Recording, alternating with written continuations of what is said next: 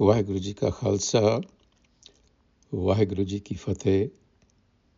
Welcome to this segment of Coach Gurbani's a-sabad-a-day. The Sabbath today continues from Surat Mahalla Panjwa. This is the 81st Sabbath of the 5th Nanak Guru Arjan. The recitation, Surat Mahalla Panjwa, Gur Purai Puri Kini, Bakse apni kar dini, Nityanand sukh paya, Thab sagale sukhi vasaya. हर की भगत फल दाती, गुर पूरे कृपा कर दीनी, विरलै किन्ही जाती, रहाओ।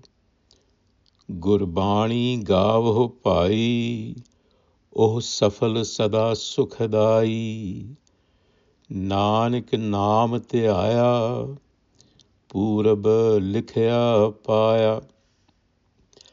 नानक नाम ते आया, पूरब लिखया पाया। Gur Purai,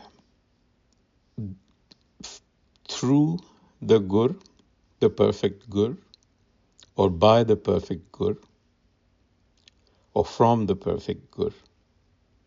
Gur Purai Puri Kini.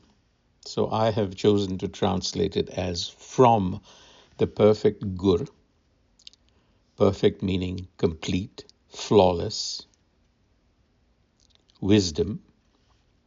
From that flows complete fulfillment, Puri Kini. So what perfection does is perfection. Bakas apni karidini. So this is something that has happened to Guru Arjan. He has received the bakas meaning bakshish, the gift. So the Guru here says that perfect wisdom has bestowed upon me its gift. Bakas apni kardini. Now, nit ananda sukha paya. Every moment is now blissful. Sukha paya, and I have found peace. Thav sagale sukhi vasaya. Thav sagale means anywhere, in all places. Sukhi vasaya, I rest in peace, meaning now I can be happy anywhere. It doesn't matter. Physical surroundings, locations don't matter. Thav sagale sukhi vasaya. So that is the gift. I'm happy anywhere. I'm blissful every moment. My mind is tranquil. So Gur Purai signifies perfection, completeness. These are qualities. Not things that you can see, but these are qualities. Perfection, completeness in anything. And here, of course, in wisdom, for want of another word, this is received as a gift, bakshish. In other words, the happiness and the peace and the joy that Guru Arjan is talking about is a byproduct. It cannot be achieved directly. So the byproduct, this state of mind, arises when certain key essential elements are in place. Then it arises spontaneously. That is grace. So this state of mind is somewhat like sleep or trying to relax. It cannot be forced. You can't force sleep, nor can you force yourself to become relaxed. It just happens. So when this state arises spontaneously, the mind becomes tranquil and unaffected by external noise. It learns how to work even within noise. In the Rahao, Har ki bhagat phal dati. So in devotion to the Har self, lies the fruit of fulfillment. Paladati. Again, the fruit is fulfillment, again, a quality. Devotion brings fulfillment. And this realization comes as a gift of grace. Gur Purai Puri Kini. This is the kirpa. Devotion. You realize that in devotion lies complete fulfillment. Virla kinhi jati. But here's the key. Only the rare one grasps this truth, that in devotion to the herself lies the fruit of fulfillment.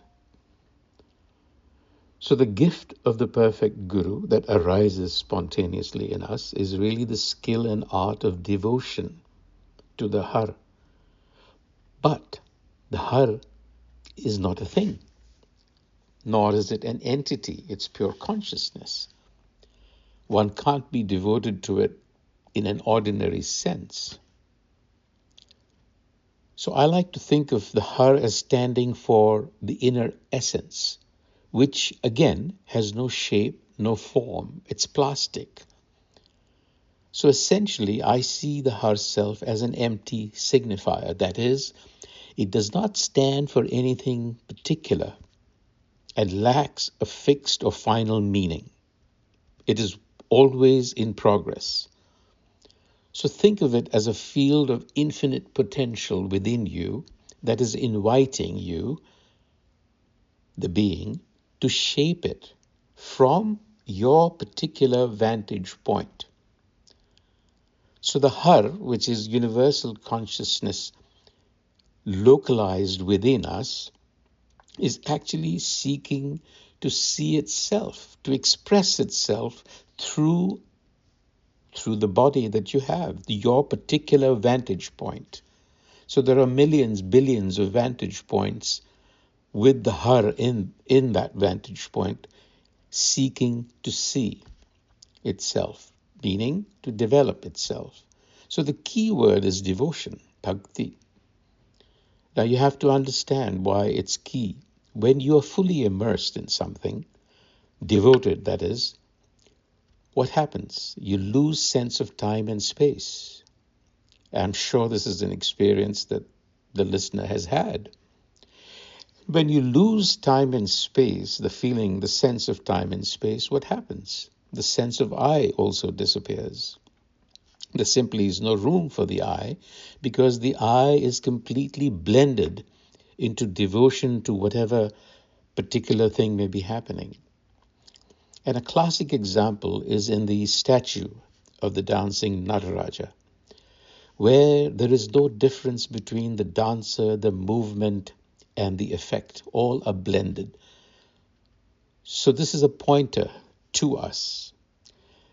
Devotion meaning whether you are developing a skill, devotion to a cause that is bigger than the I. To be fully absorbed is the key to fulfillment. The concluding verse is now an injunction to us, addressing us. Gur Bani Gavo Pai, oh a-sabad-a-day, sukhadai. Literally, sing the words, the speech of the Guru. Gurbani Gavo Pai. And we all know by now that Gavo means to cultivate the wisdom. Gavo Pai, oh a-sabad-a-day. It always bears fruit, fruitfulness. And it is the source of all happiness. Sukha Dai.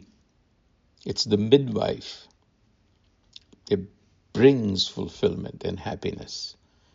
So Nanak Naam Te Aaya. Nanak has focused his attention through Gur Kirpa on Naam, wisdom of the self, and received Pura Likhya Paya, what was originally written. Let's see what that means.